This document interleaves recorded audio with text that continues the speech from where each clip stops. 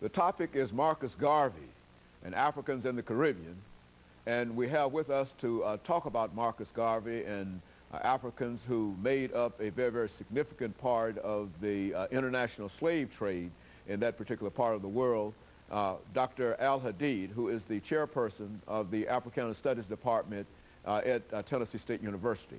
Dr. AAl-Hadid, the individual countries that we are talking about and the European countries that established these particular areas in the Caribbean, these countries were responsible in a real sense for what is known as the international slave trade.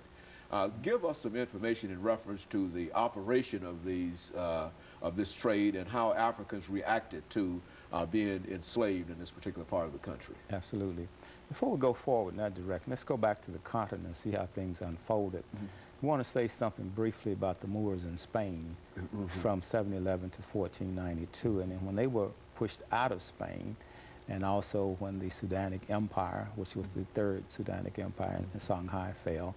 Christopher Columbus then went out and he did his explorations in October of 1492. That was the beginning of the Ma'afa, or the Holocaust for African Americans throughout the world. So all of these avaricious European powers, the Portuguese, the Spanish, the French, the British, the Germans, they started taking initiatives to go around the world, establish colonies, go into Africa and kidnap people, foment wars so that they could get prisoners of war, and they brought them over here. So it created what is known as this period of primitive accumulation. And this is the period that laid the foundation for capitalism as we know it.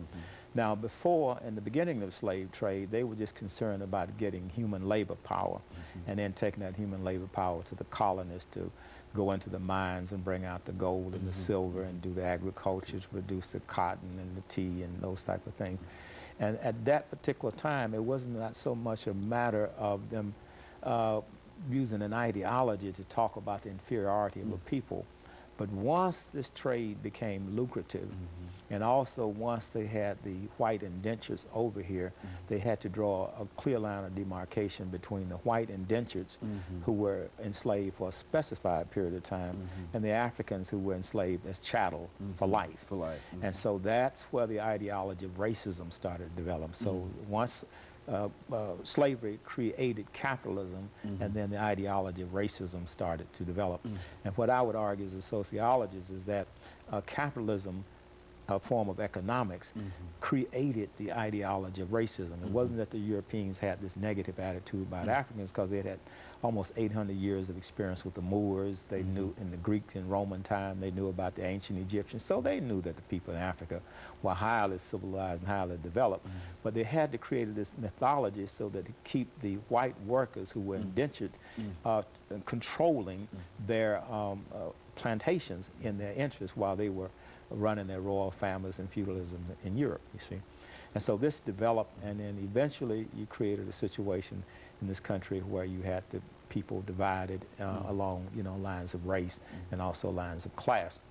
Now, when the American Revolution took place in 1776, of course, there was some talk about, we hold these truths to be self-evident, all men are created equal, but that really didn't apply to the Africans, because those that carried out the American Revolution intended to establish another white nation.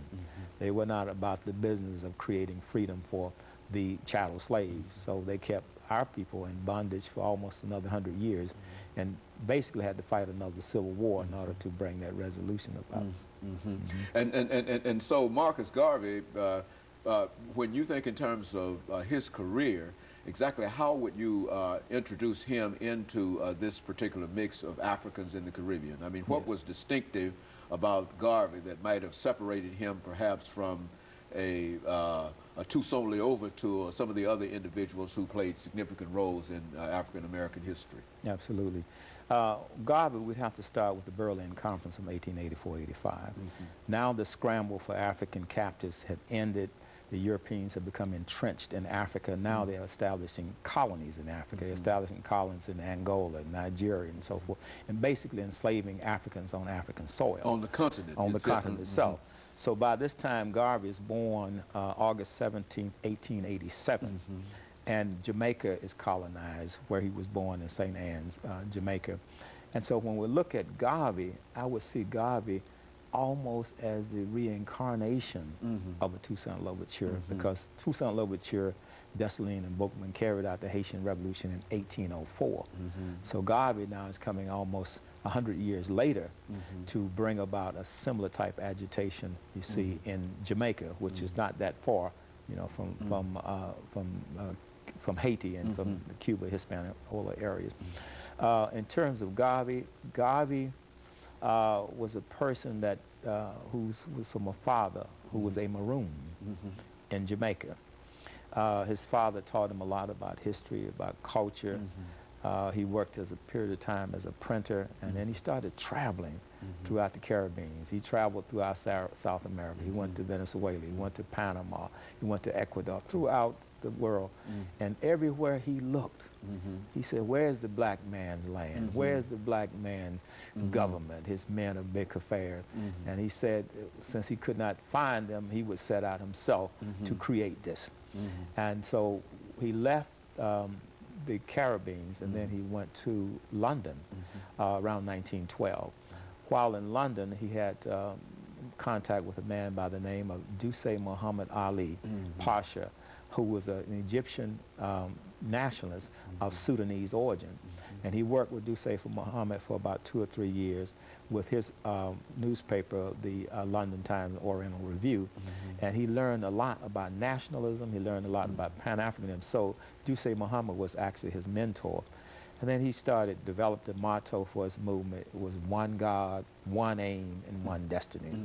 And Garvey started crying, said, up you mighty race, you can accomplish what you will. Very interesting, however, Garvey really got sparked from his experience with Dusay Muhammad, and also from reading Up from Slavery by Booker T. Washington. As a matter of fact, he tried several times to come to the United States to meet Booker T. Washington, because he felt that Booker T. Washington was the only black man in America who had good sense. He was the only one that had a good understanding how to bring about a solution, because Garvey was not interested in assimilation. He was not interested in integration. He was interested in self-determination. He was interested in nation building. And what he saw in the experiment in Tuskegee is that George Washington Carver and Booker T. Washington was actually laying a foundation for the infrastructure of building a nation. And that's why he was eager to meet Booker T. Washington. Unfortunately, when he got to this country in 1916, Booker T. Washington had passed in 1915. Very good. And of course, Dr. Al-Hadid, let's make preparations for this second commercial break, after which we'll come back and give you an opportunity to talk about Marcus Garvey and his influence in these particular areas. And we'll be back with you following this very, very short commercial break. The topic is